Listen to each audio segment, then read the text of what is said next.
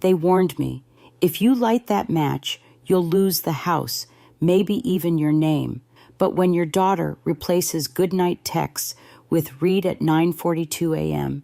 and the same hands that once glued a crooked M to a macaroni Mother's Day card now sign court papers calling you a danger to herself, you stop praying, you start preheating. That morning, I wore pearls, the ones she gave me when the chemo failed, and I stood right where we buried her hamster in '99, watching her paper empire burn, each subpoena curled into ink blots, finally telling the truth. They said it was rage, but women our age, we don't explode, we carbonize. And when her Alexa chimed through the smoke, I smiled, because fire doesn't just destroy, it remembers. Now tell me, what do 30 years of sacrifice smell like when they burn? It's not lavender. It's everything she thought I'd forget. My name is Linda, 65, widowed, retired librarian. I've lived in the same house just outside Charlotte for over 3 decades, and for most of that time, I thought I was raising a daughter, not an opponent. Emily was everything to me. Brown curls, scraped knees, homemade cards with too much glitter. She once told her second-grade teacher I was her real-life superhero. I kept that note in my wallet until it fell apart.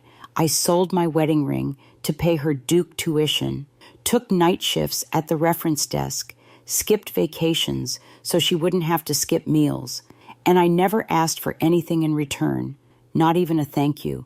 But something shifted after she married Nathan. He started saying things like asset protection and mental clarity clauses.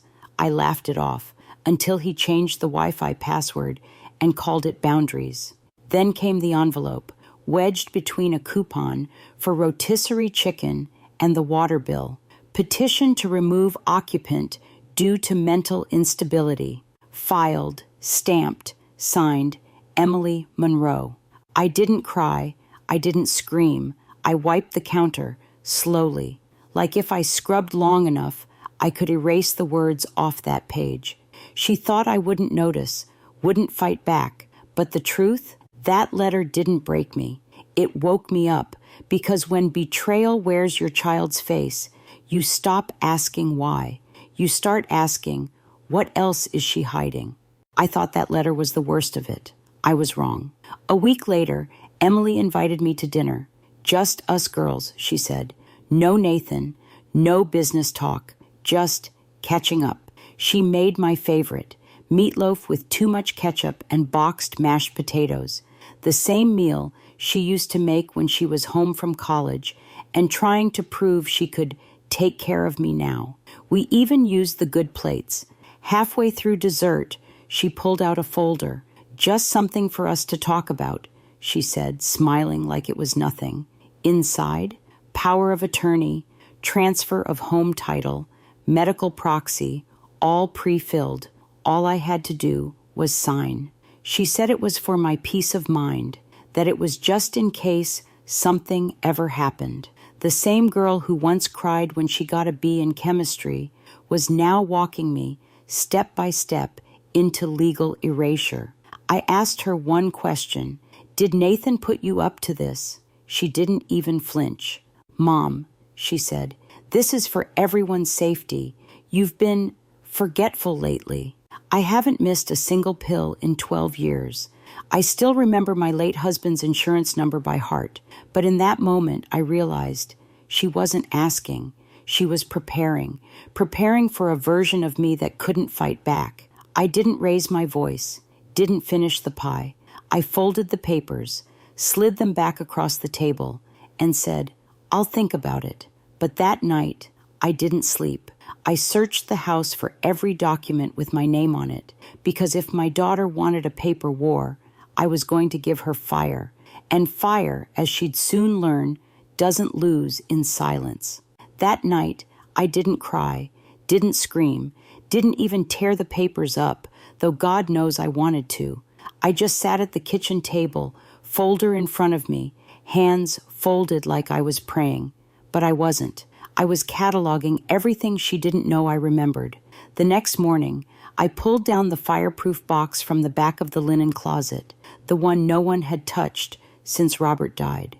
Inside, bank receipts, tax records, insurance policies, all in my name, all proving one thing: I wasn't the one losing grip on reality. I spent the next 3 days digging, not for dirt, for proof. I printed old emails she'd sent me asking for money, screenshotted texts from 2 years ago where she begged me to cover their rent, even found a voicemail where she said, "Mom, don't tell Nathan I messed up the savings again. Just a loan, like always." I backed it all up, 3 ways: USB, cloud, hard copy, in a Ziploc bag, taped under the sink. If she wanted a paper trail, I'd give her one paved in timestamps and signatures. Then came the voice memos. She didn't know our Nest camera had audio backup, didn't know I'd kept the recordings. One of them, her on the phone with Nathan, saying I couldn't handle bills anymore and wouldn't know if the house changed names under her nose.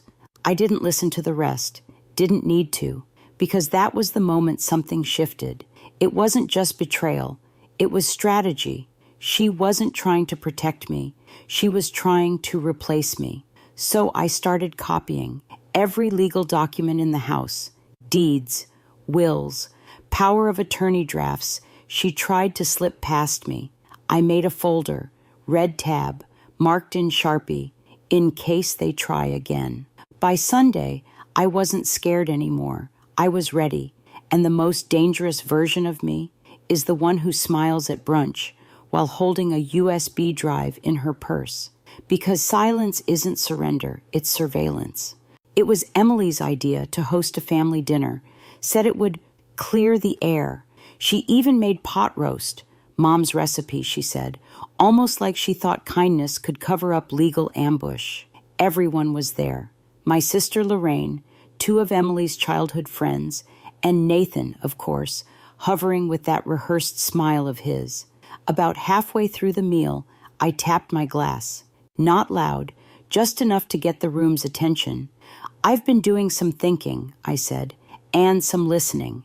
Then I pulled out a small Bluetooth speaker, fit in my purse right between my reading glasses and the backup inhaler. I pressed play. Emily's voice came through, crisp and clear. "She won't know. Just slip it under the stack with the mail. If she questions it, we'll say it's for her benefit." Nathan's voice followed. "She's barely keeping track anymore. By the time she notices, it'll be ours legally." Silence. Lorraine looked like she'd swallowed her gum. One of Emily's friends gasped. Nathan turned white. Emily froze. Then, like someone flipped a switch, she stood up and snapped, "You recorded me? That's illegal. That's emotional manipulation." I didn't blink. "I didn't raise a liar," I said. "But I see one now. I didn't play the rest. Didn't need to, because the damage was done. Not by me, but by her voice, her words, her intent." I left the speaker on the table, right next to the mashed potatoes, and I walked out. Because sometimes the loudest proof is played at dinner. 3 days passed after the dinner. No calls, no texts, not even a "how could you?" I suppose they were regrouping, scrambling to explain away their own voices. Lawyers have a way of turning lies into misunderstandings, especially when there's still money left on the table. But me, I was done with paper. Every plan, every email, every signature they forged, every draft they tried to slide past me for my protection. I gathered them all, neatly, precisely, into one heavy stack. I didn't rush. It was a Thursday morning, cool breeze, clear sky. I brought out the metal garden bench we built when Emily was 12, set the stack on top, lit one match, waited. It didn't roar, it whispered, a curl of smoke, then a flicker, then a slow, deliberate burn, like truth doesn't need to shout to be heard. I watched the flames eat through the lies, legalese printed in 12-point font, letters that started with "Dear Ms. Monroe" and ended with "In your best interest." A neighbor across the street paused mid-dog walk. Another one watched from a porch swing. I didn't wave, didn't flinch, let them wonder, because some stories deserve to be witnessed. And in that moment, I wasn't a mother. I wasn't a victim. I was a woman who knew exactly what she was burning and why. Emily pulled into the driveway 10 minutes in. She didn't get out of the car, just sat there, mouth slightly open, like her brain was buffering. I didn't look at her, didn't need to. The smoke spoke louder than I ever could.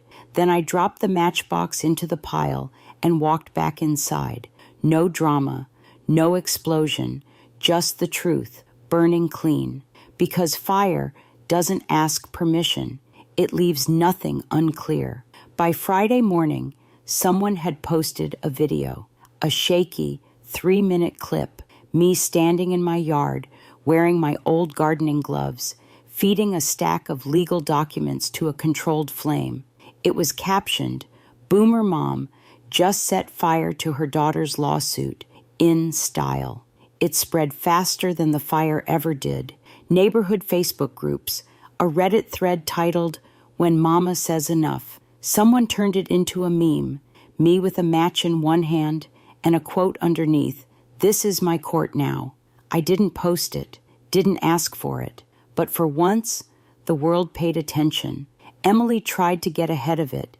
She went live on Instagram, crying softly, saying it was all a misunderstanding, that I had memory issues, that I'd always been fragile.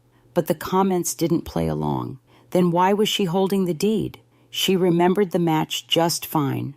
Girl, you gaslit the wrong generation. Even people I hadn't spoken to in years, old coworkers, friends from PTA, started sending messages. Saw the video. About time. You were always stronger than they thought. Nathan deleted his LinkedIn. Her friends stopped liking her posts. And the silence from Emily, it got louder. She didn't call, didn't text, but she showed up 2 days later, alone. No lawyer, no cameras. She didn't step inside, just stood on the porch, eyes red, hands twisting the sleeves of her sweatshirt like she was 5 years old again. I didn't invite her in, didn't shut the door either. I let her stand in that silence, the kind that says, "You can apologize, but I'm not the one who needs to speak first." Because once the truth catches wind, you don't need to scream. You just let it echo. And the internet, it never forgets what you tried to erase. The house was quiet again. No cars in the driveway, no comments lighting up my phone, no fire flickering in the yard, just me, and the echo of everything that had already burned. I thought I'd feel triumphant, liberated, like I'd finally won something. But what do you win, really, when you have to set fire to your own family to feel seen? I sat on the back steps with a mug of cold coffee, same chipped ceramic one Emily made in 8th grade. The handle's cracked now, but I still use it, because not everything broken has to be thrown away. I thought about calling her, just once, just to ask if she was okay, but the truth is, I wasn't sure if I was okay. Victory has a strange sound. It doesn't cheer, it exhales. Some days, I miss the version of her that used to call me after class, crying about finals, asking for dinner ideas, sending blurry selfies from the grocery store because she couldn't remember which cereal I liked. I don't miss the schemes, or the signatures, or the silence, but I miss my daughter, even if I don't know who she is anymore. And maybe that's the cruelest part of betrayal. Not what they take from you, but what you lose from yourself, the softness, the trust, the mother in you. Still, when I stood by those flames, I chose truth over comfort, and I'd do it again. Because sometimes healing doesn't sound like hope. It sounds like silence finally making sense. Emily never came back after that last visit. No knock, no call, not even a birthday card. And maybe that's for the best. Or maybe it's just what silence costs. The yard has grown quiet again. Tomatoes ripen. Birds come and go. The garden bench still sits in its corner, slightly scorched, but still standing. Like me, I don't know if we'll ever speak again. I don't know if I'll ever get an apology. But I do know this.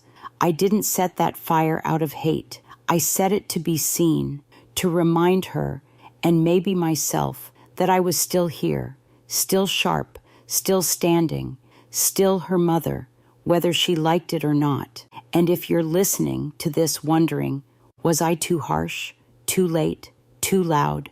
Let me tell you, there's no perfect way to survive betrayal. There's just the quiet moment you finally stop begging to be heard and start writing your own ending. So here's my question to you.